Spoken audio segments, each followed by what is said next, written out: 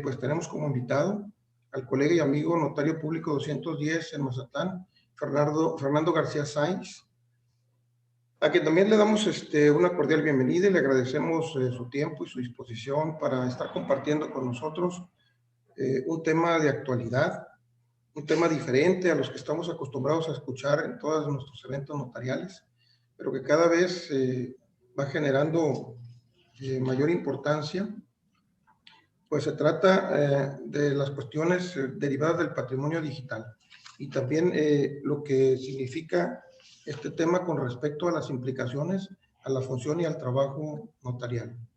Desde el año 2003 la UNESCO decidió proteger este tipo de temática, señalando, entre otras cosas, que el patrimonio digital son recursos provenientes del saber y del entender humano que son de carácter cultural o pueden ser científicos, incluso jurídicos, técnicos y demás, que se generan en un formato digital o bien que se convierten a un formato digital a partir de un material analógico que ya preexiste. Entonces, patrimonio digital en sí pues engloba un universo de cosas que forman parte de archivos electrónicos, bases de datos, programas, fotografías y demás que continuamente vemos circulando por ahí en sitios de internet o redes sociales. Entonces, nuestro expositor es un conocedor de este tema. Quisiera informarles a ustedes sobre una reseña curricular perdón, que nos hizo el favor de presentarnos. Me dijo Fernando, la puedes abreviar si así conviene. Voy a tratar de presentar a nuestro expositor leyendo las partes más relevantes que por aquí me encontré en su currículum. Él es originario de Mazatlán, Sinaloa, en el año de 1975. Estudió la licenciatura en Derecho en el ITAM, donde se graduó en 2001 con mención honorífica. Es notario público en Mazatlán desde febrero del 2015. En el 2018 obtuvo su grado de doctor en Derecho por la UNAM al defender la tesis Constitucionalismo Contemporáneo y Bienestar, recibiendo mención honorífica. Estudió doctorado en Derecho Patrimonial en la Universidad Pompeu Fabra de Barcelona, donde es candidato a doctor con el tema de insolvencia transfronteriza. Formó parte del equipo académico que redactó la reforma constitucional del artículo 17 en materia de acceso colectivo a la justicia, conocida como acciones colectivas, así como de las reformas a la legislación secundaria de los años 2010 y 2011. En su trayectoria profesional, Fernando se ha desempeñado en posiciones relevantes dentro del gobierno federal, entre las que destacan los siguientes: director general adjunto de estudios jurídicos de la Oficina de la Presidencia de la República en la gestión del presidente Peña Nieto. Durante la administración del presidente Calderón fue asesor jurídico del oficial mayor de la Secretaría de Hacienda y Crédito Público y posteriormente administrador local jurídico del SAT en Mazatlán. En la administración Fox fue director de publicidad y normas de la Profeco. Académicamente es autor de obras como Derecho Notarial, Ensayos sobre Competencia, Consumidores y Ciudadanos, Jurisprudencia del Consumidor, Estado, Mercado y Derecho. Estas obras son de Tirán Blanche, México, y con Editorial Porrúa publicó también Derecho Concursal Mexicano, Derecho de los Consumidores a la Información, una aproximación a la publicidad engañosa en México.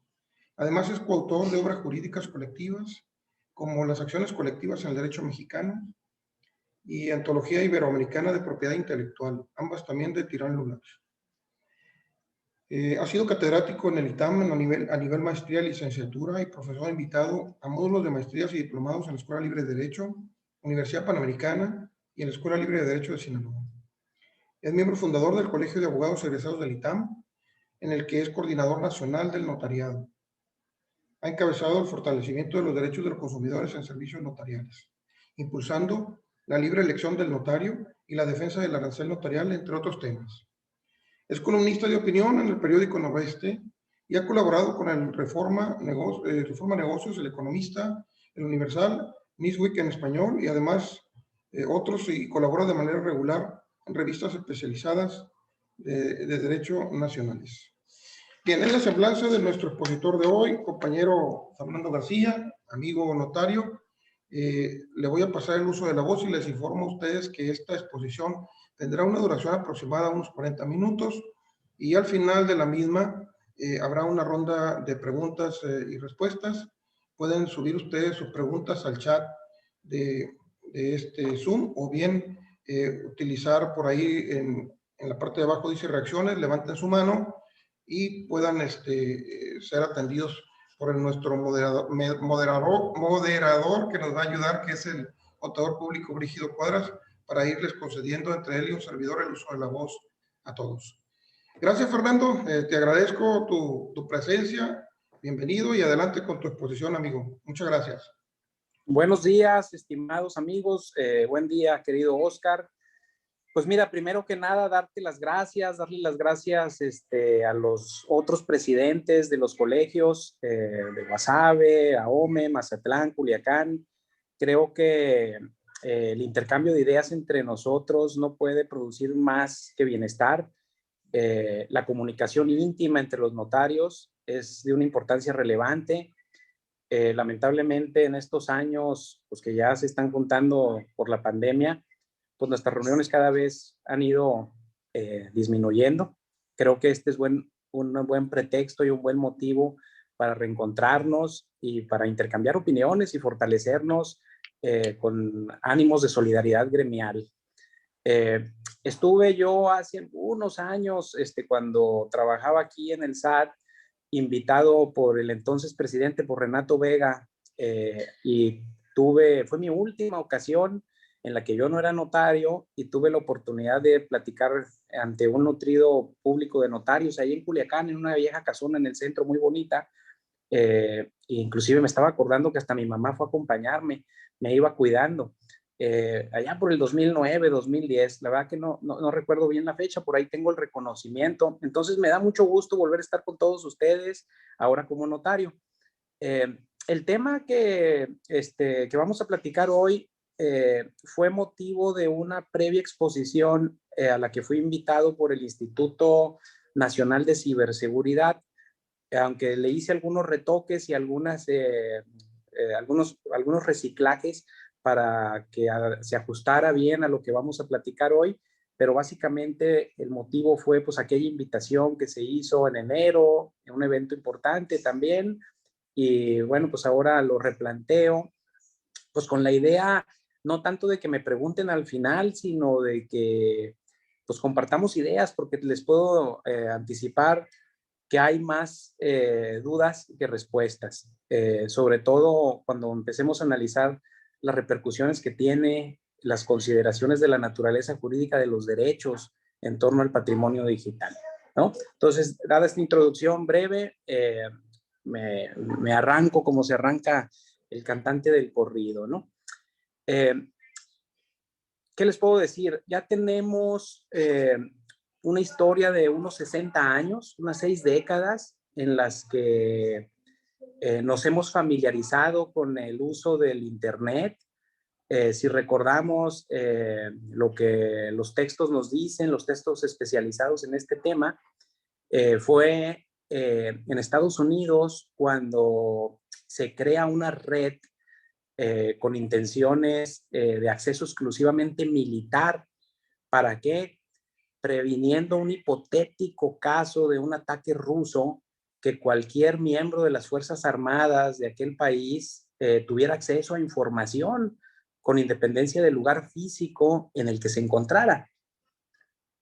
Entonces es así como se empieza a hablar ya en aquellos años posteriores a la Guerra Fría, pues del ciberespacio, y pues hoy ya todos sabemos qué es el Internet, ya inclusive algunos de los notarios más chavos que se incorporaron hace poco, pues yo creo que desde que se fueron a estudiar la carrera, o si no es que desde antes, pues ya llevaban su teléfono celular con Internet, ¿no?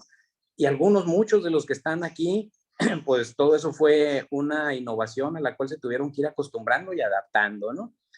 Pero hoy para el INEGI, según las últimas cifras de sus encuestas, es importante que tengamos ciertas estadísticas. El 56, casi el 57% de los hogares en México tienen hoy una conexión a Internet. 27% de estos usuarios realizan operaciones en línea, es decir, están adquiriendo derechos o subiendo contenidos al Internet. El 43% de la población mayor a 6 años tiene computadora. Y ahorita, sobre todo en la época de la pandemia, pues en su mayoría están realizando, digamos, el uso para fines académicos o fines escolares. Pero además el Internet, como les decía, ya está disponible no solamente en las computadoras fijas, sino en los teléfonos celulares. El 75% de la población que hoy tiene más de 6 años utiliza el teléfono celular, ¿no? Ya hay una penetración casi exhaustiva en todo el país para fines de utilización del Internet. Y esto pues tiene sus repercusiones en la generación de un patrimonio digital. ¿Cuál es y utilizando la nomenclatura técnica, cuál es el hardware conceptual con el cual vamos a tratar de ir entendiendo estos temas? Lo primero, y como abogados que tenemos una formación civilista importante, sobre todo en este gremio notarial, pues adentrarnos en la definición jurídica de lo que es el patrimonio. A consecuencia de esa inmersión en el mundo digital de las que les he ido comentando ahorita en la introducción, bueno, vamos identificando, como bien lo decía Oscar, y que me da gusto que haya hecho su tarea de investigación y que de repente me preocupó porque pensé que ya no me iba a dejar tema, se van formando contenidos que no existían en el mundo material o digitalización de documentos que existían en el mundo material y que se han ido subiendo a la nube o al Internet en sus distintas formas de existencia. Por ello es que organizaciones internacionales importantes como la UNESCO pues empiezan a generar una nomenclatura jurídica o una nomenclatura de lenguaje para referirse como patrimonio digital y aluden en estos documentos internacionales. Es un concepto que entraña, pues para nosotros, una necesidad de acudir a la dogmática jurídica, como les decía, pues para ver cómo metemos todos estos derechos dentro de la noción clásica del patrimonio. Si ustedes recuerdan, pues no sé qué autores habrán consultado en sus épocas de estudiante o lo sigan haciendo, pero bueno, si nos vamos a los clásicos del derecho civil en México, pues vamos a recordar que el patrimonio lo definían en esta visión clásica como una especie de bolsa a la que le puedes ir introduciendo pues un conjunto de bienes, derechos y obligaciones. Y esto tiene, digamos, un espejo contable, es decir, ahí nos va a ayudar Brígido si me equivoco, pero bueno, contablemente hay un balance con un activo, con un pasivo y con un capital. Bueno, pues todo esto es el patrimonio. Pero bueno, se nos complica un poquito más cuando estamos hablando de derechos intangibles, porque pues así como hay derechos de propiedad intelectual que no tienen materialidad, o hay otros derechos como el derecho al honor, al nombre, a la reputación, pues que eventualmente tienen una posibilidad de ser apreciados económicamente, es decir, son susceptibles de valoración económica. Lo mismo pasa con los derechos intangibles que son de origen o de una naturaleza digital, no analógica. Creo que en este tema hay un consenso pues mayoritario, unánime en México, en la jurisprudencia, en la doctrina, de que el patrimonio incluye tanto la parte, digamos, moral como, como patrimonial en estricto sentido.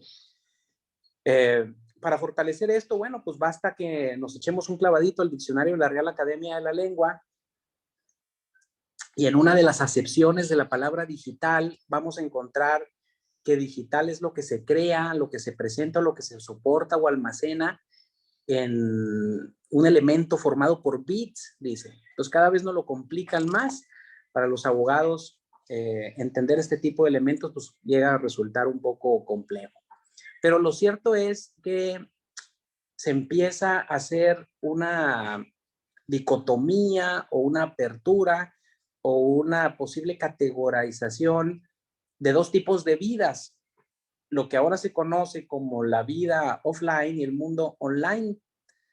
Y la construcción jurídica de instituciones, tanto públicas como privadas, es decir, de los órganos del Estado o de los elementos con los que el órgano del Estado regula las conductas, es decir, de la legislación o de la manera en la que se van explicitando estos comportamientos por los operadores jurídicos o por los operadores económicos, hasta antes del arribo de Internet a hoy, pues empiezan a replantearnos que algo se debe hacer desde las miras del derecho público para empezar a poner orden en los conflictos que se puedan venir a dar en la llamada vida online.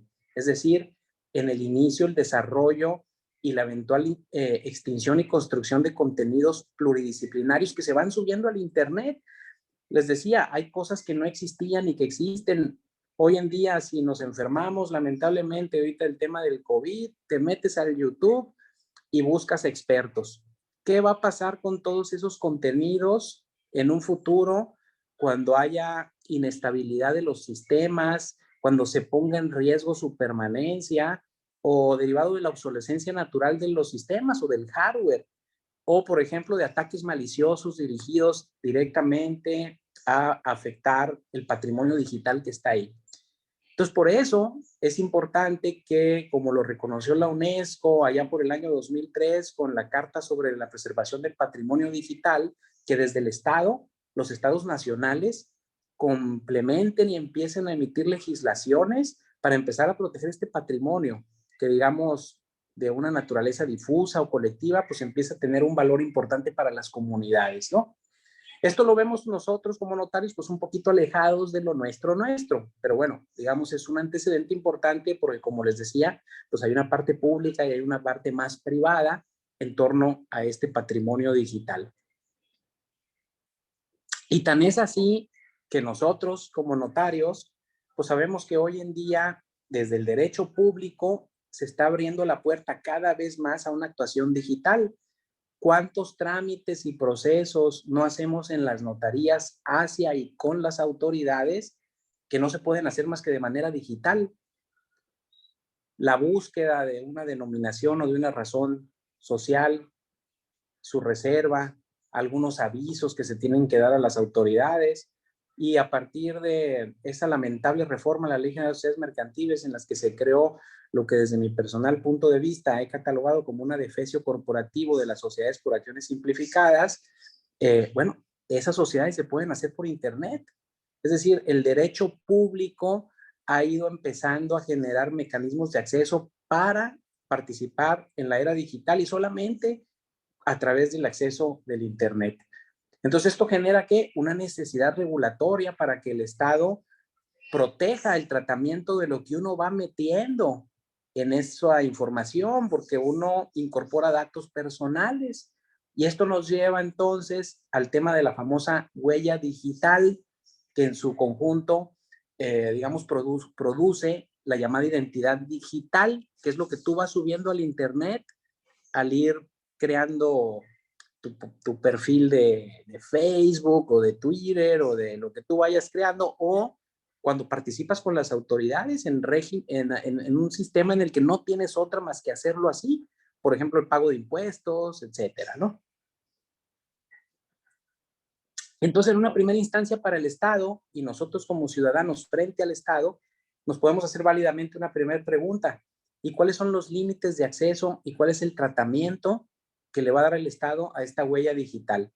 Bueno, pues indefectiblemente la respuesta tiene que venir dada desde el respeto a los derechos fundamentales. ¿Y cuáles? Pues estos que son de un contenido moral extramaterial, como la dignidad, la intimidad personal, la intimidad familiar, el honor, el derecho a la propia imagen, el secreto de las comunicaciones y en general los derechos de propiedad intelectual. Evitar un daño a este tipo de derechos o, por ejemplo, la suplantación de la identidad digital es todo un tema. Si acudimos a fuentes de derecho comparado, concretamente en Europa, nos vamos a encontrar el caso de España y el caso de la ley francesa, que han avanzado un poco más en crear inclusive, y muy para nuestros propósitos, un registro de voluntades digitales. que ahorita que comentemos el tema del testamento nos va a hacer mucho sentido.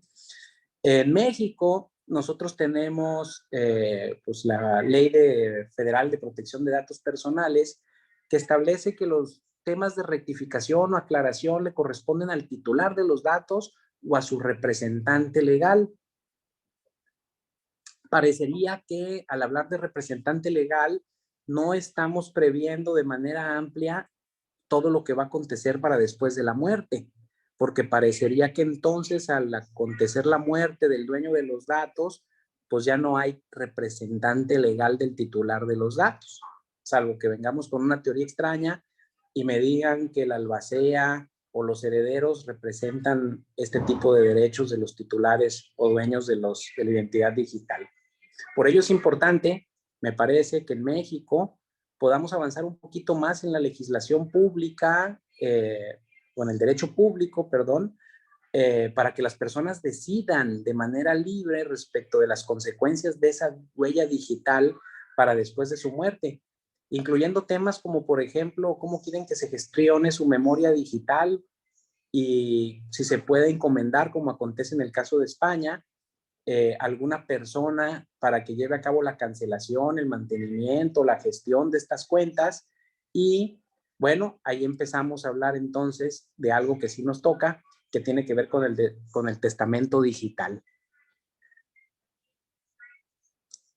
El testamento, con independencia de la materialidad o carácter digital, por ponerlo analógico versus lo digital, de los bienes del difunto, digamos que en nuestras legislaciones civiles no está reconocido como una nomenclatura especial, es decir, no existe un testamento digital.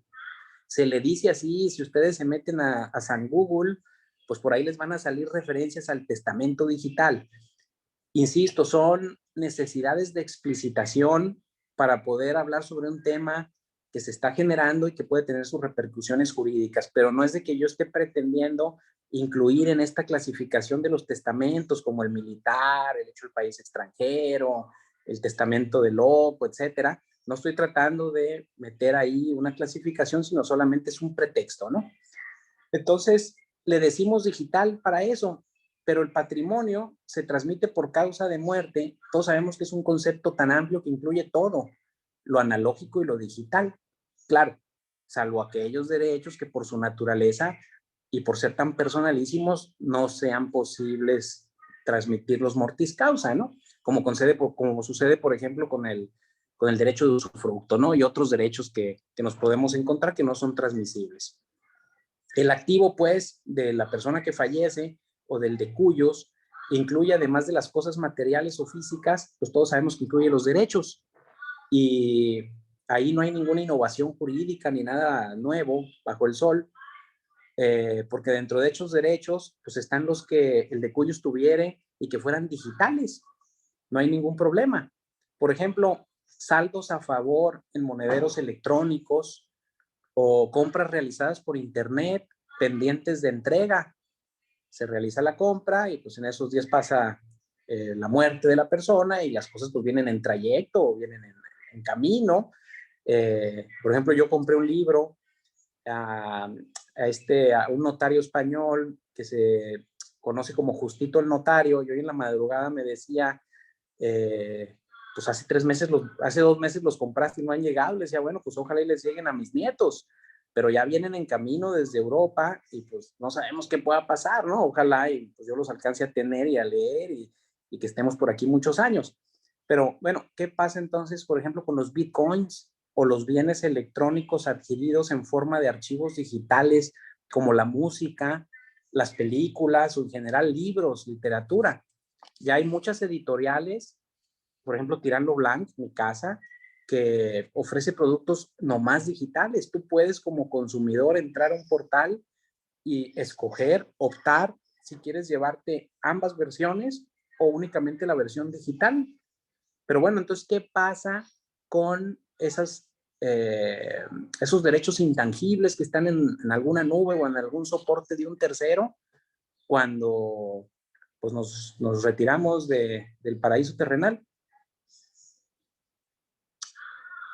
Entonces, algo tenemos que empezar a hacer y yo aquí les recomendaría la lectura de el Código Civil de Cataluña, que se reformó, estoy leyendo aquí el 27 de junio del 2017, para meterse de lleno en el tema del testamento digital y con lo que ellos le conocen como las voluntades digitales del causante.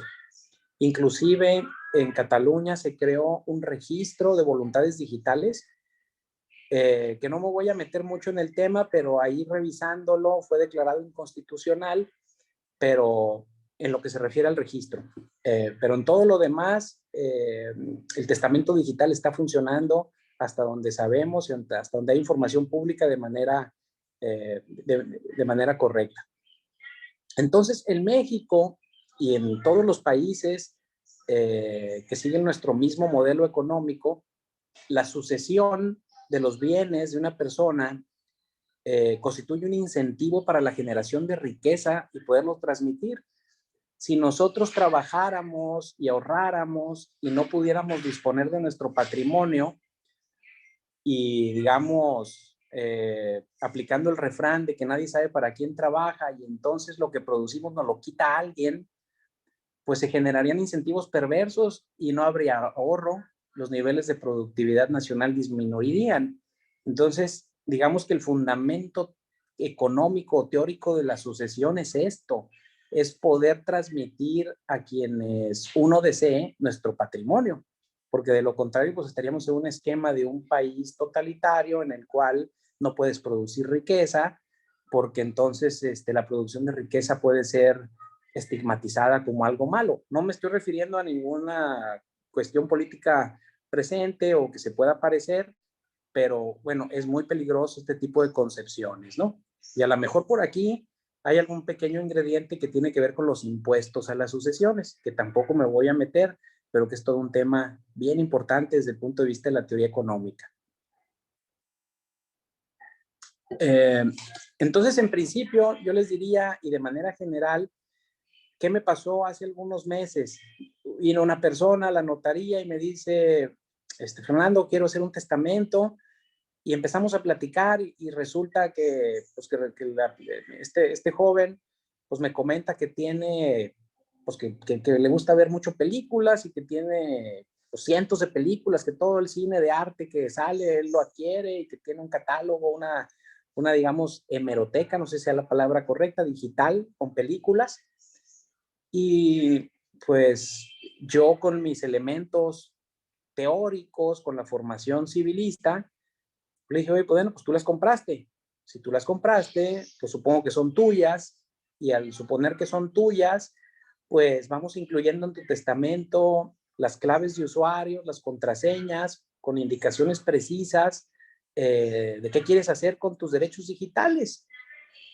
Entonces, empezando a revisar e investigar, pues se da cuenta uno que pues parece que sí, pero también parece que no. Se puede porque para los operadores económicos y concretamente por los que conocemos, puede ser iTunes, de Apple o Amazon, pues para ellos hay una especie de colisión entre lo que uno cree que está pasando y lo que ellos creen que están vendiendo. Porque si uno revisa pues la letra chiquita o los contratos a los que uno le pica pues, para poder comprar, para ellos este tipo de derechos terminan con la muerte. Es decir, no los puedes ceder e inclusive para algunos operadores te dicen que no los puedes ceder por actos entre vivos, de tal manera que si vendes o traspasas el dispositivo, por decir el teléfono o la tableta, dice que tienes que cancelar y dar de baja todo lo que hayas instalado previamente. Entonces dice uno, oye, hasta donde yo entiendo, yo como consumidor, para mí adquirir es comprar y comprar es comprar. Es decir, cuando tú te vas a una de estas páginas y realizas una adquisición, yo generalmente mis navegadores los tengo en inglés y el otro vez los puse en español y dice, en inglés dice buy y en español dice comprar. Entonces el significado jurídico que tiene para un consumidor promedio, el consumidor promedio es que es medianamente atento y perspicaz y que entiende las cosas más o menos de manera promedio, pues es comprar, él está llevando una adquisición, de tal manera que parece que entran en colisión lo que uno desde la óptica del derecho constitucional a la protección de la propiedad y a los actos de consumo que va realizando en el mercado, pues parecería que hay una alteración del orden público o por lo menos a este nivel, si quieren, de expectativas legítimamente razonables que tiene una persona que realiza una compra por estos medios. En el año 2009, derivado de un conflicto que hubo por los derechos de propiedad intelectual, por unos libros que seguramente ustedes han escuchado o algunos han leído, el de 1984 y el de The Farm, de George Orwell. Amazon decidió eliminarlos en todo el mundo de todos los dispositivos Kindle de la gente que ya los había comprado. Es decir, imagínense que ustedes, pues un día están ahí en el centro comercial, deciden entrar a una librería, les gusta un libro, se lo llevan y un día están en su casa y llega alguien y les toca la puerta y le dicen, vengo por el libro que yo le vendí porque hay un conflicto de propiedad intelectual. Entonces, parecería que entonces las consecuencias de lo que puede acontecer en el mundo digital son muy diferentes a lo que pasaría pues cuando uno trae el libro físicamente, ¿no? Como que no parece hacer clic que uno pueda verse privado, si quieren en términos constitucionales, de sus posesiones o de sus derechos, nomás porque a alguien se le ocurra pues con un clic quitarte lo que tú ya compraste, ¿no? Bueno, afortunadamente para quienes hicieron esas adquisiciones de esos dos libros, Amazon entregó y reembolsó lo que habían pagado, ¿no? Pero bueno, eso no soluciona el problema porque me estás privando de algo que yo quiero, ¿no? Yo compro un libro porque me interesa el libro, ¿no? Por eso se realizan adquisiciones y por eso hay consumo. Entonces, esta referencia que les hago, pues es meramente un pretexto que me encontré por ahí en los casos de los tribunales de Estados Unidos, pues para generar reflexión entre nosotros y en tratar de empezar a entender, pues qué vamos a hacer en las notarías cuando pues alguien quiere hacer una sesión entre vivos de este tipo de derechos o incluirlos en un testamento y que entonces tú tengas un contrato de licencia de aplicación de usuario final, como le llama iTunes, en el cual te establecen un montón de candados y te dicen que las canciones o películas o lo que compras son cedidas, no vendidas y son temporales bajo una licencia y que no las puedes transferir, redistribuir, sublicenciar, es decir, no puedes hacer nada con ellas. Estás comprando y no estás comprando a la vez. No sabemos qué acto jurídico, cuál es la naturaleza del acto jurídico que estamos celebrando. Ustedes recordarán, hace algunos años la Corte emitió por ahí una tesis importante que decía, era la famosa tesis del nomen juris, de los contratos, ¿no? Que decía, no importa cómo le llames tú al documento o al acto, sino el contenido obligacional que del mismo se derive, las consecuencias de derecho. Es decir, si tú creías que estaba rentando, pero estás entregando la cosa a cambio de un precio, pues es una compraventa, ¿no? O con las promesas de compraventa, si ya estás entregando la posesión, pues sucede lo mismo. Entonces la Corte ha hecho este tipo de interpretaciones. Yo me lo llevo, este tema, y lo traslado al ámbito de la Convención Americana sobre Derechos Humanos y vamos a encontrar que hay una protección fuerte en el artículo 21, la protección de la propiedad privada. Dice que nadie te puede privar de tus bienes, evidentemente como lo tiene nuestra Constitución. Si el Estado para expropiarte necesita indemnizarte, pues dirían cuanti más o con mayor motivo un empresario o un operador económico no me puede privar a mí de un derecho que previamente yo pagué por él. Y algunos me dirán, sí, pero es que el proveedor está incluyendo un contrato y en ese contrato él te está diciendo eh, cuáles son los efectos. Entonces, de ser así, parecería que aquel famoso principio de la intangibilidad de los contratos pues no se estaría respetando porque sería el proveedor el que de manera unilateral estaría diciendo o catalogando o aportándole una naturaleza jurídica y unos efectos jurídicos concretos a los contratos que circulan en el mercado. Entonces, ¿dónde queda el derecho público y la protección a los intereses de los consumidores? Porque entonces entramos en el terreno propicio del engaño publicitario y contractual y a la falta de integración del contrato con lo prometido o con lo sugerido. Estamos en pleno terreno de normas de protección al consumidor. Si ustedes revisan el Código Civil, por ahí hay un artículo que incorpora lo que se conoce como el principio de integración de la buena fe. Es decir, los contratos obligan desde su perfeccionamiento, dice el código, palabras más, palabras menos, no solamente a lo expresamente pactado, sino a todas las consecuencias que deriven de la buena fe, del uso o de la naturaleza de las cosas, algo así. Bueno, este principio está incorporado en todo el mundo que sigue nuestro mismo sistema en las normas de protección al consumidor con una figura que se conoce como la integración publicitaria y precontractual de los contratos. Es decir, se entienden incorporados en los contratos todos aquellos elementos incorporados de manera unilateral por una de las partes, generalmente, evidentemente, el proveedor, que tienen por objeto engañar y que de tal manera que una vez celebrado el contrato, no se incorporan materialmente. Caso concreto, ¿qué pasa cuando uno, como les refería, acudes a llevar a cabo una transacción efectuada a través del uso de medios electrónicos, ópticos o de cualquier otra tecnología, como dice la ley,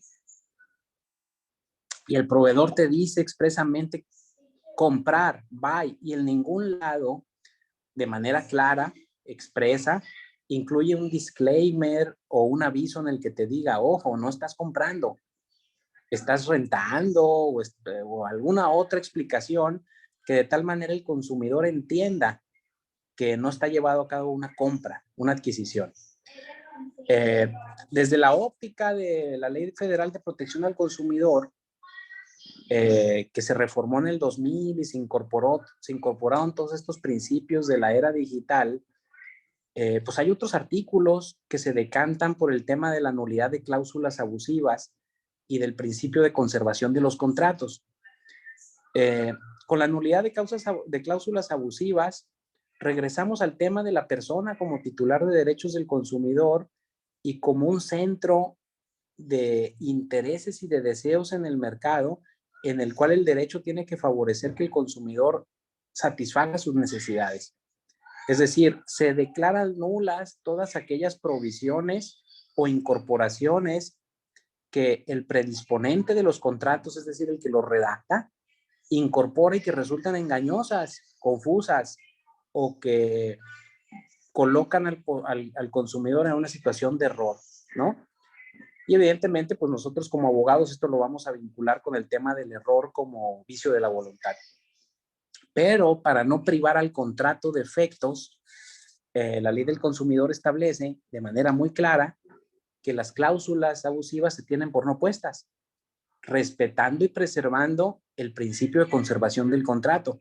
Es decir, no me prives de todo el efecto económico y jurídico del contrato, solamente quítale, elimínale aquellas porciones que resultan, digamos, insatisfactorias para el consumidor y respeta todo lo demás. Por eso se dice en la terminología del consumidor que si el abuso es grande, la tranquilidad del consumidor es mayor. Y yo sigo al pie de la letra este tema y te digo, si tú te encuentras por ahí una cláusula abusiva en un contrato, fírmalo, porque todo lo que es nulo se entiende por no puesto, aunque lo firme el consumidor, porque estamos en un régimen de derecho tuitivo, protector, de orden público. Entonces aquí entramos en un tema conexo y relacionado con este, que tiene que ver con la bifurcación entre dos tipos de consumidores, y esto tiene relevancia en materia testamentaria. La Ley Federal de Protección al Consumidor, en su artículo 2, fracción primera, nos define qué se entiende por consumidor, y te dice que consumidor, con el rasgo fundamental de ser alguien que adquiere como destinatario final, no solamente adquiere, dice, también disfruta Y aquí es donde podemos partir en este doble camino. Tenemos a un consumidor en sentido jurídico, que es quien realiza el acto de consumo, es decir, es el contratante, es el que paga. Y tenemos un consumidor en sentido material, que es el que disfruta o realiza o sufre los efectos positivos o negativos del contrato que se realiza. Y ambos tipos de consumidores son sujetos de protección. Imaginémonos los regalos que se hacen en cumpleaños o en aniversarios o navidades, 10 de mayo, etcétera. Pues muchas veces y generalmente pues quien compra no es el mismo que el que disfruta. Imagínense entonces trasladando este tipo de conceptos al tema de las adquisiciones de derechos digitales. Yo adquiero el derecho digital, pero con la finalidad de que lo disfrute mi familia. El día que yo fallezca, pues yo esperaría que ese disfrute y ese goce pues siga siendo permanente y a la vez ellos puedan disponer de estos derechos. Tenemos esto que les estoy diciendo, pues bueno, son algunas ideas que me he ido formando, pero que encuentran, digamos, respaldo jurisprudencial. Les voy a compartir por correo electrónico el documento que yo preparé, que sirve de base a esta presentación, donde vienen las jurisprudencias y donde vienen, digamos, de manera particular los fundamentos de derecho, porque pues estamos hablando entre abogados y para abogados, y lo mínimo que uno puede hacer pues es fundamentar las opiniones. Entonces, yo creo que con esto, para tener tiempo de intercambiar opiniones, cierro el tema, se los dejo, les agradezco el tiempo que me dedicaron, espero haber sido claro, no haberlos aburrido, porque si fue así, pues ojalá que no se inhiban para generar pláticas futuras, porque creo que, como les decía al principio, debemos seguir haciendo esto de manera dinámica y ojalá otros de nuestros queridos amigos y colegas se animen, incluyendo a nuestro amigo Brígido, que puede también participar, aunque sea con temas fiscales, contables, que siempre son tan indispensables en nuestro tema.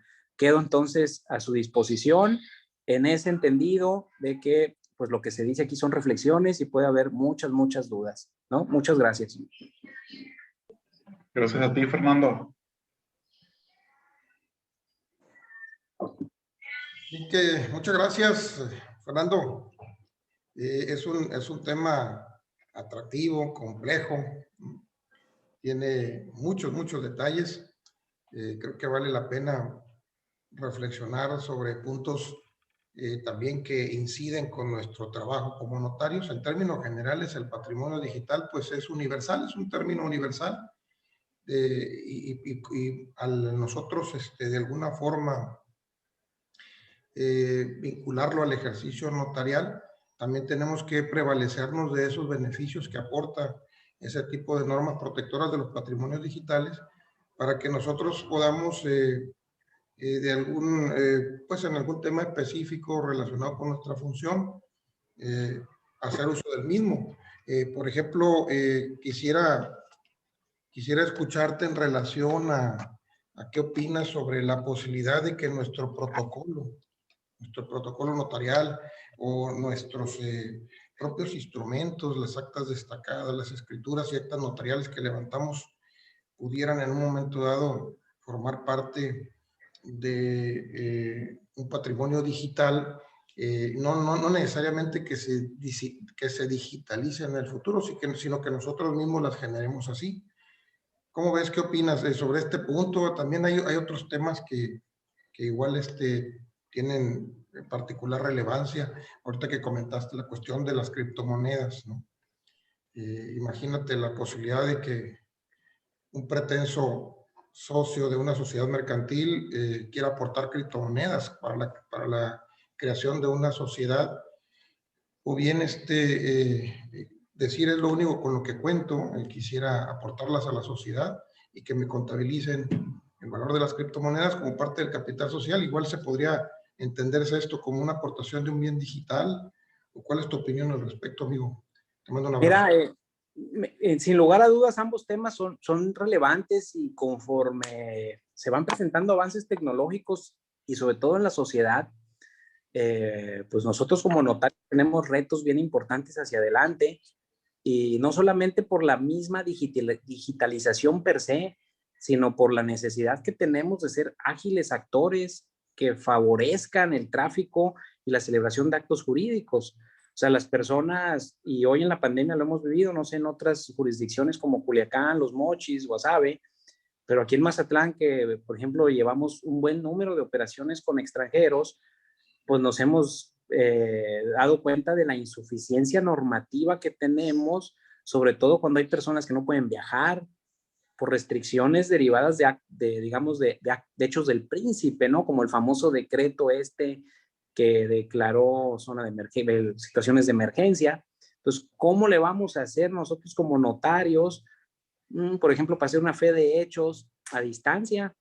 Por ejemplo, ahorita nos estamos viendo, ¿por qué no pudiéramos dar fe pública de lo que es de una asamblea llevada a cabo por medios remotos? Porque luego nos damos cuenta que la legislación dice, bueno, ¿y cómo lo voy a documentar? ¿No? Entonces tenemos sin lugar a dudas la necesidad de avanzar y crear un protocolo digital. Entiendo que los notarios de la Ciudad de México habían estado trabajando en algo sobre este tema, y entiendo que próximamente algo se va a publicar.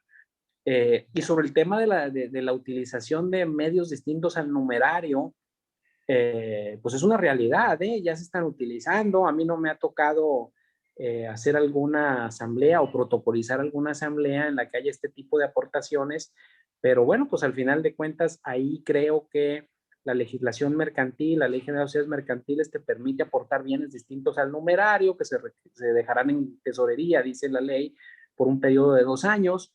Entonces, pues yo creo que a lo mejor por ahí le empiezas a dar una cobertura jurídica a este tipo de temas. En la inteligencia, que insisto que evidentemente hace falta pues que avancemos, no solamente desde el punto de vista doctrinal, sino legislativo, ¿no? Porque nuestras leyes, lamentablemente para los operadores en el Congreso estatal, pues están ahí nomás y, digamos, para empezar no entienden, ¿no? Y es muy difícil generar un cambio normativo que produzca un buen cambio social. Pero coincido contigo en la importancia de avanzar en estos temas, mi querido Oscar. Muchas gracias. Bien, nada más para puntualizar y agradecer. Tenemos 63 participantes, Fernando. Genera mucho poder de convocatoria. Bueno, es que es gratis. Lo bueno que es gratis. Y bueno, la idea de esto es que comentarles que este ejercicio lo vamos a repetir. En posterior ocasión les vamos a abrir invitación para poder recibir también las aportaciones y participaciones de algunos de ustedes, que amablemente levante la mano y diga yo quiero participar con un tema de actualidad novedoso que pudiera ser presentado aquí. Con mucho gusto, pónganse en contacto conmigo. Este es un foro en el cual le damos uso de la voz a todos, sin ninguna restricción. Y bueno, a continuación quisiera, no sé, me ayude Brígido a continuar la moderación con las preguntas de los asistentes a este evento para nuestro expositor. Adelante, Brígido. Sí, adelante, Ernesto Cárdenas. Muchas gracias a todos, muchas gracias Fernando por esta lúcida exposición de un tema tan relevante para todos. Me llamó mucho la atención porque creo que, o sea, esto que nos estamos enfrentando voy a bajar la mano, es un cambio de paradigma, y entonces eso significa que quizás la mesa en la que nos estamos sentando a comer hoy ya no sirve. O sea, para mañana ya no va a servir esa mesa. Esto un poco en relación a que si podemos digitalizar el protocolo o tal. O sea, hay que ver lo que dice el Código de Comercio respecto a qué es un mensaje de datos, qué se considera un mensaje de datos, y vamos a tener que ir caminando por ahí, porque los usos comerciales no nos van a esperar, ¿no? Pero bueno, regresando al tema de la exposición, creo que es muy interesante primero entender qué significa esto de la digitalización, para después tratar de comprender cómo está regulado, cómo nos podemos proteger desde el punto de vista jurídico todas estas cuestiones que fueron tratadas con mucha claridad por Fernando. Y uno es que el costo de hacer un libro o hacer una mesa o una casa, tiene un costo, ¿no? Pero el costo de replicar eso, pues se replica otra vez el costo inicial, a menos que tengas economías de escala. Pero cuando nos vamos a bienes digitales, no. El costo de replicar para Amazon un libro digital de Kindle, pues es marginal, asciende a cero. Le pica copy-paste, ¿no? Entonces, ¿qué significa eso para ellos? Significa que también la forma de comercializar estos bienes o servicios lo van a modificar en cuanto a cómo ellos pueden controlar el uso y cuánto está dispuesto el consumidor a pagar, ¿no? Pero en ese sentido, ahora también dentro de estos cambios de paradigma, esto de ser propietario de cosas como por ejemplo, digamos, de un libro o de una canción, ha ido cambiando. Nosotros, por ejemplo, si nos metemos a Spotify y escuchamos música, las podemos escuchar gratis. Si tenemos una sesión, no tenemos 100 canciones que son nuestras de Spotify, ¿no? Tenemos una cuenta de Spotify que nos da acceso ilimitado a todas las canciones y en el caso de que paguemos, nos quitan los anuncios. Eso es lo que estamos pagando. Entonces, ¿qué es lo que te está vendiendo Spotify? Un derecho de usar las canciones que tú quieras, pero no te está dando derecho de que tú seas propietario de las canciones. Entonces, sobre esa misma línea se van moviendo muchos de los servicios de los que podemos pensar en, por ejemplo, también el mismo caso de películas, ¿no? Estoy seguro que algunos de ustedes verán series y que tendrán Netflix, etcétera, o documentales. Y entonces, no, ustedes no compran un documental. Bueno, en Amazon Prime sí pueden comprar una película, pero es como una renta. Pero tienen acceso a un catálogo muy amplio y entonces el acceso implica el uso, pero no, ustedes no son propietarios de las películas. De hecho, el precio que están pagando por la posibilidad de usar todas las películas no corresponde o sea, es justo eso, la posibilidad de usarlo.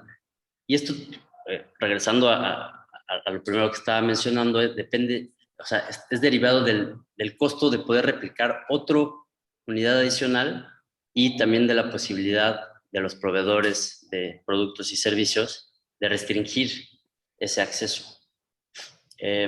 Bueno, yo creo que estas cosas las tenemos que ir entendiendo conforme a su uso y también su background económico, porque si no, nos podemos perder, ¿no? Podemos hacer las preguntas quizás no tan precisas o incluso equivocadas. Y finalmente también quiero comentar que todo este contexto económico, por ejemplo, las empresas ya no tienen bienes físicos muchas veces y todo su patrimonio es intangible. Por ejemplo, Instagram, que se vendió a los 5 años, algo así, por $1 millón, cuando la compraron, pues, si compraban las cosas físicas, iban a comprar 7 computadoras y ni siquiera una oficina porque la rentaban. Lo mismo, por ejemplo, HelloSign, que Dropbox la compró por $450 millones, una participación mayoritaria hace como 3 años. No tenía bienes físicos, tenía puros bienes intangibles, ¿no? Entonces, ese cambio de concepto hay que verlo y es así. Y finalmente lo que les comentaba, muchos de las empresas que valen más hoy en día, proporcionan servicios que son gratuitos, ¿no? Que te dan un derecho de uso del servicio. Por ejemplo, algunos de ustedes tienen Twitter, ¿no? O tendrán Facebook. No les cobran nada por eso. ¿Por qué? Porque la empresa hace un esquema de economía de dos lados o two-sided markets en los que le permite el ingreso y el uso a un lado del mercado y le cobra al otro lado del mercado. Entonces, todas estas cosas las tenemos que ir moviendo porque si no vamos a entender y no nos vamos a poder adaptar a los nuevos usos comerciales y eso en relación a nuestra práctica notarial, ¿no? Muchas gracias. Gracias, Ernesto. Diego Lizárraga está pidiendo el uso de la voz también.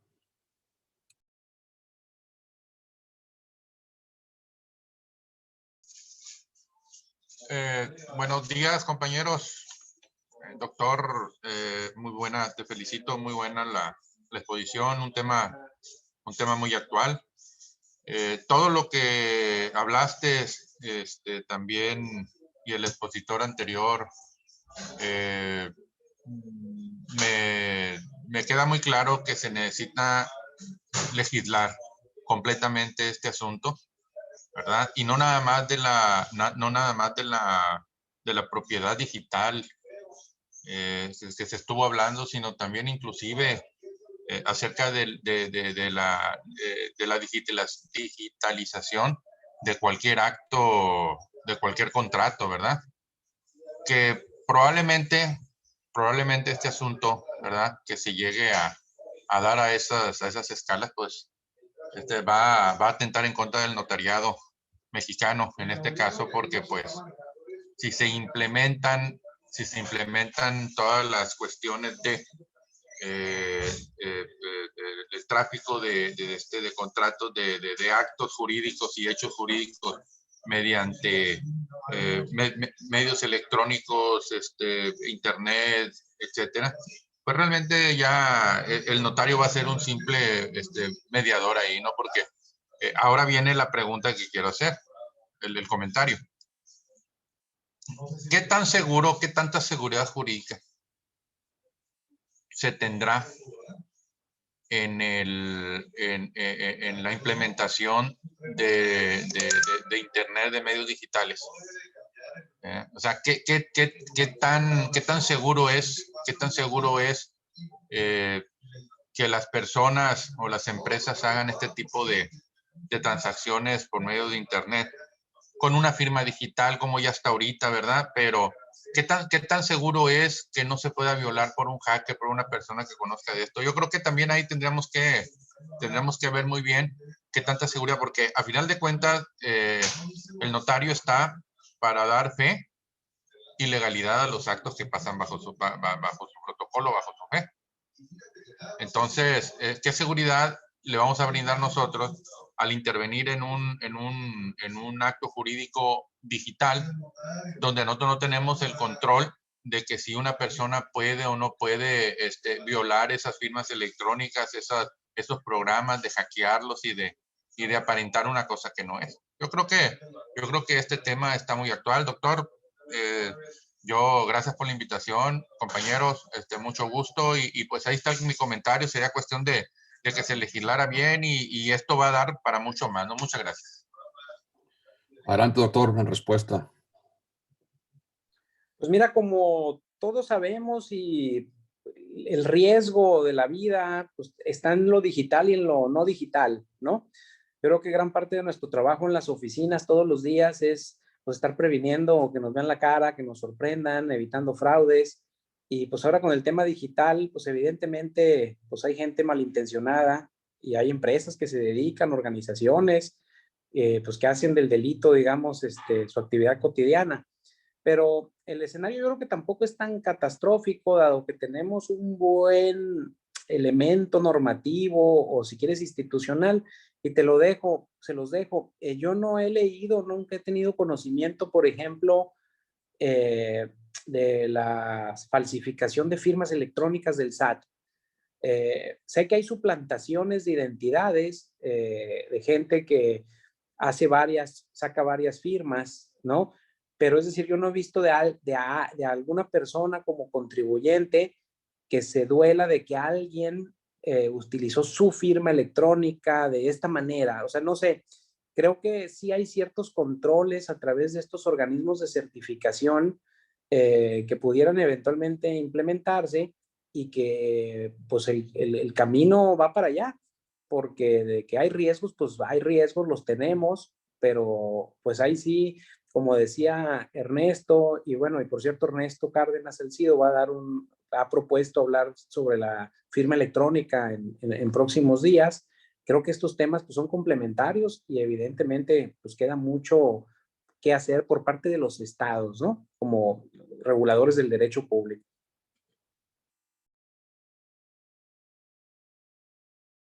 Licenciado Lemmenmeyer.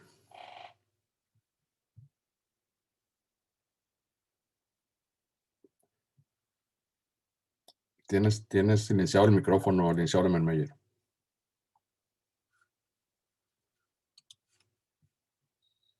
Licenciado Lemermeyer, tienes desactivado el micrófono. Perfecto, adelante. Sí, te quería dar las gracias, Fernando, por esta plática tan interesante que nos estás dando, tan actual. Y precisamente quería comentar de que nuestro colega, licenciado Ernesto Cárdenas Salcido, el día 5 de mayo a las 8 horas nos va a regalar una plática precisamente sobre la firma electrónica. Y pues la idea de los presidentes de los colegios es estarnos actualizando una vez por semana, invitar a todos los colegas, el que quiera exponer, pues ayúdenos en los temas que nos quieran ilustrar. También tengo unas pláticas con notarios de la Ciudad de México que también se van a integrar a esta capacitación que hay en línea, pues para estar todos uniformados y en los mismos términos, ¿no? Gracias, Fernando. Gracias a ti, Teodoro.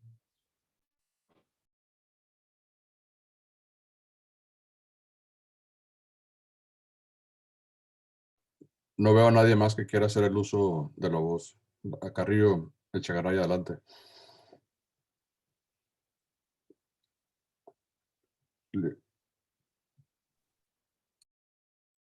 Licenciado Zazueta, estás pidiendo el uso de la voz. Adelante. Hola a todos, buenos días. Felicidades, Fernando. Felicidades a todos los que están participando. Y esto salió de una plática que tuvimos todos los presidentes de los colegios, de los distintos colegios del estado, para hacer partícipes a todos los notarios de temas de interés como lo ha presentado Fernando.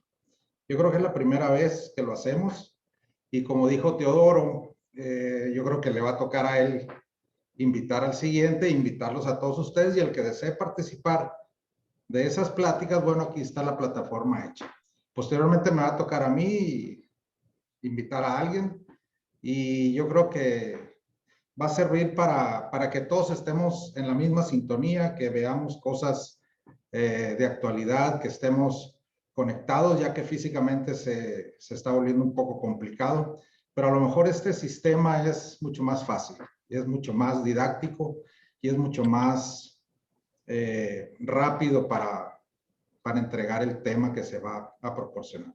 Los felicito a todos, felicito a Oscar, felicito a Teodoro y felicito a Alberto de Guasave y pues a la siguiente me toca a mí y gracias a todos.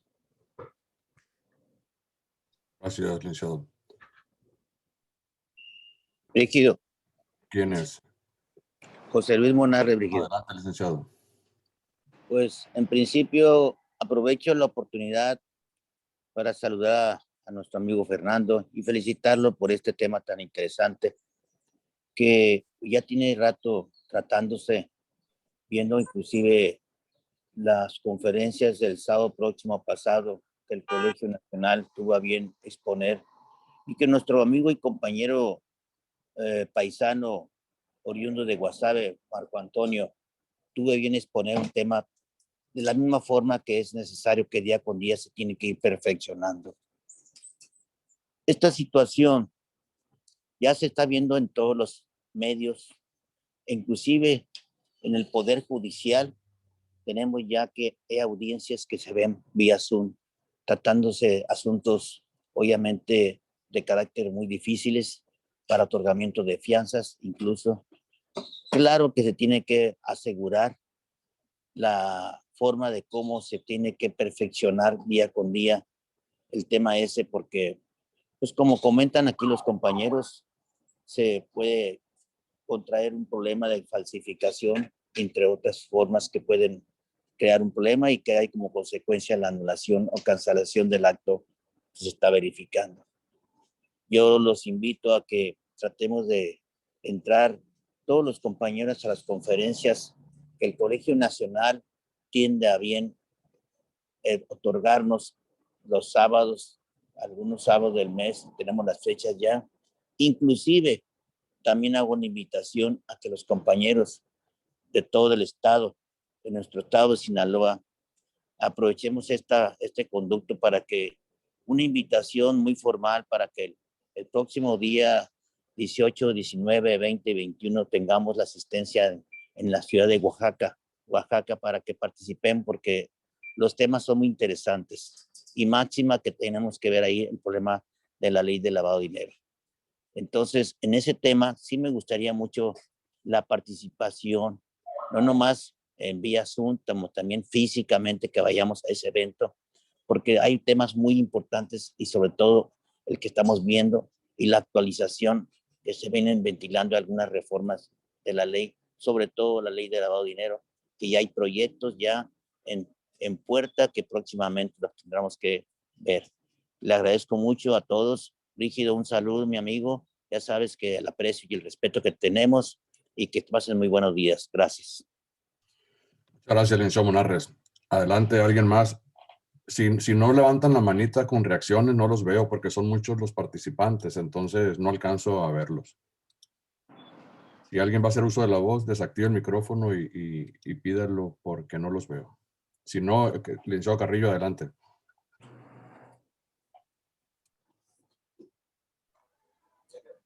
Oye, pero esto, ¿cómo quedaría esto, joven? Bien,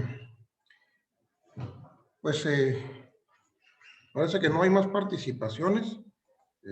Siento que de cualquier manera, si hay algún tema en particular o alguna pregunta que quisieran tratar directamente con nuestro expositor, la pueden subir aquí al chat y posteriormente se la podemos hacer llegar.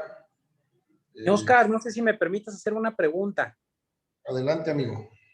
Yo sé que aquí en el gremio pues hay muchos abogados que tuvieron alguna experiencia o la tienen en litigio.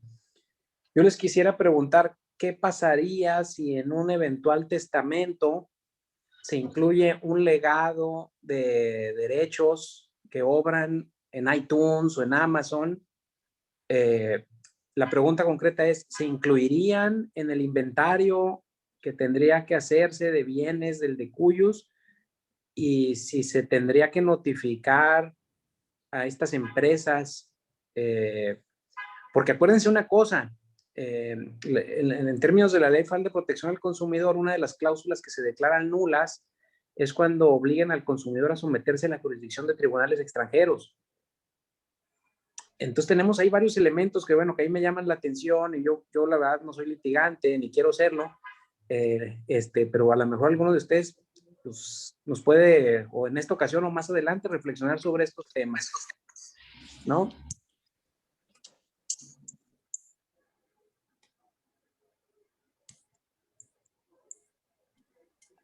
Adelante, lanzó el expositor un cuestionamiento, si alguien quisiera comentarlo, adelante, jóvenes. Pero bueno, entiendo que son temas difíciles, pues yo creo que para no darle muchas vueltas, en verdad les quiero transmitir mi emoción, mi felicidad de poder estar con ustedes y que me hayan abierto las puertas en este primer ejercicio. Creo que son demasiado generosos y gentiles, se los aprecio en verdad, me siento muy cercano de ustedes, se los agradezco mucho, ojalá y continuemos por este camino.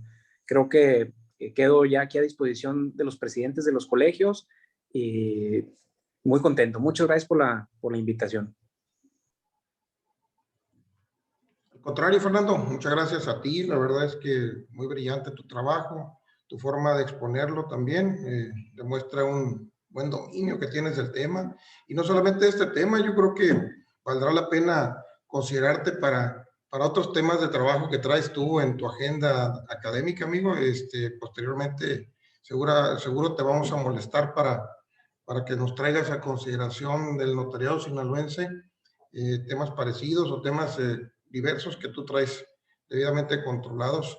Quiero hacer hincapié en este ejercicio inicial que estamos acordando los presidentes de los colegios en el estado de Sinaloa, que vale la pena continuarlo y vale la pena porque Si se dan cuenta, pues es una participación alta de personas que están aquí conectadas, que a veces se ve difícil, incluso aunque no hubiera pandemia en reuniones presenciales, tener un volumen tan alto de personas en una misma reunión.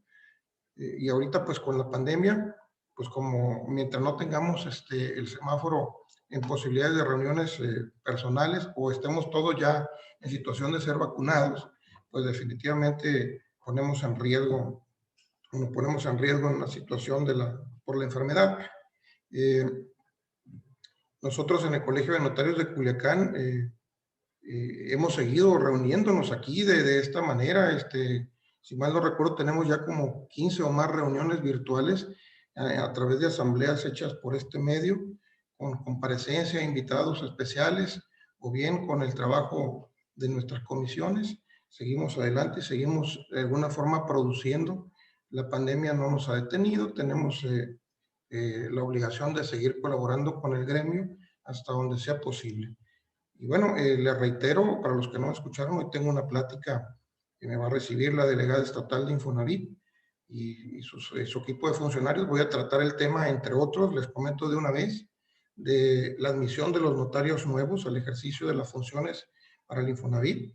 Voy a ir a presentar una solicitud formal para que les permita el ingreso a la prestación de servicios notariales, sobre todo en aquellos municipios en donde no hay notarios nombrados o son pocos los notarios, ¿no? Igual con el derecho que se tiene para en aquellos casos en los municipios donde si hay notarios, pues que se les dé cabida a todos. Es una oportunidad que todos nos merecemos y ahí está una oportunidad de trabajar y de prestar servicios. Obviamente tienen que entender que el trabajo con esta dependencia está sujeto a una evaluación muy estricta y cualquier situación de mal uso de la función o de retrasos, etcétera, corres el riesgo de que te bloqueen o te suspendan y ya no te puedan volver a contratar. Yo les recomiendo que los que no conocen bien el tema del notario ideal, que es el nuevo tema que ahorita está implementando el Infonavit, pues lo consulten en la página del propio Infonavit para que vean más o menos en qué consiste esta nueva forma de entregarnos trabajo a los notarios en el Estado, porque si se van a involucrar los nuevos notarios, entonces pues van a estar en este nuevo sistema. Entonces es lo que voy a ver, entre otras cosas, y va a analizar los detalles de este nuevo proceso de selección que le va a correr a cargo del trabajador para los créditos de mercado abierto. Entonces, no sé si tengan alguna otra cuestión o duda que plantear a nuestro expositor Fernando García Sáiz, que quisieran hacer uso de la voz.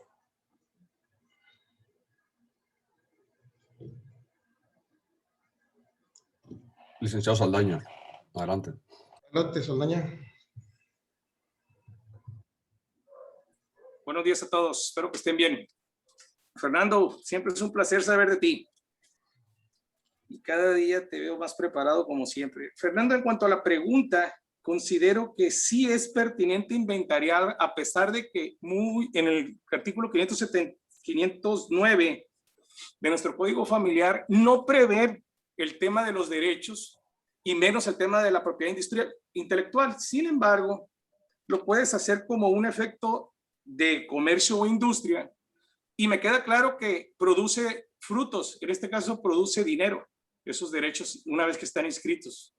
El hecho de que tú consumas ese material, hablas de un material musical, me imagino yo, y como consecuencia tendrás que inventariarlo para que sigan aprovechando los herederos. Como desde mi punto de vista es necesario e importante inventariarlo y por supuesto adjudicarlo también. Si no, nadie va a poder explotar esos derechos intelectuales post-mortem. Gracias. Gracias, amigo.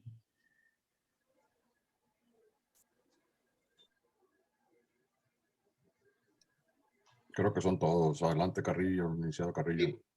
Bien, vamos a dar por concluida nuestra reunión.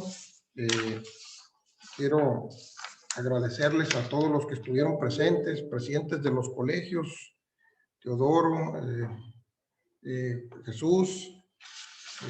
No sé si el licenciado de Guasave no lo veo aquí, si se conectó al final de cuentas. ¿No lo viste por aquí, Brígido? Sí apareció por aquí porque no lo vi conectado. Pero de todas maneras agradecerle a él. Creo que también pasó la voz a todos los integrantes de su colegio. Compañeras, compañeros notarios del Estado, gracias por estar presentes en este primer ejercicio de trabajo que de manera colectiva los presidentes de los colegios hemos planeado para todos, y no va a ser el primero ni el único. Vamos a continuar trabajando con estas mismas dinámicas. Ya dijo Teodoro que le toca a él la siguiente, y bueno, Teodoro, pues tu anfitrionía, espero próximamente tu invitación para conectarnos a la siguiente reunión. Con mucho gusto ahí estaremos escuchando la exposición del colega Ernesto Cárdenas, y bueno, ya le tocará a don Jesús Azueta hacer lo propio y quedarme agenda para la siguiente reunión, y ahí nos lo vamos a ir turnando para estos efectos, de hacer estos acercamientos de entrada totalmente gratuitos, con el propósito de generar esta colaboración e integración del gremio. Nos sigamos conociendo desde el punto de vista personal y académico. Siempre estos encuentros tienen una cuota de beneficio muy importante para todos. Por eso es que termino de agradecer a Fernando su interés en participar. Muy valiosa tu aportación, amigo. Te mando un abrazo cibernético y un reconocimiento virtual. Gracias a todos. No tengo manera de darte en este momento un documento, pero haz de cuenta que lo recibes por esta vía, ¿no? Y como tú dominas el patrimonio digital, queda grabado y das fe de que estás recibiendo un reconocimiento en nombre del Colegio de Notarios de Culiacán por la aportación tan valiosa, académicamente hablando, que nos haces sobre este tema en particular. Muchas gracias. Muchas gracias. Un honor. Gracias, Fernando. Gracias. Muy bien, pues entonces agradecerle a todos, jóvenes, su presencia. Damos por concluida esta asamblea de nuestro colegio notarial. Es la asamblea número 76 de este consejo directivo que me honro en presidir. Estamos pendientes para la próxima. Muchas gracias por su atención. Queda grabada esta reunión. Próximamente el contador Brígido Cuadras les hará llegar el link donde consta la grabación, si desean ustedes volverlas a escuchar o bien presentarla a la gente de su oficina. Muchas gracias. La quieren transmitir a sus herederos. Como dice el licenciado Fernando primero, ¿no? Para podérselas enviar. Adelante. Hay que circular el conocimiento, bueno o malo, que cada quien decida, ¿no? Muchas gracias. Gracias. Se las haré llegar a los presidentes y ellos a su vez que lo hagan llegar a los miembros. Así es.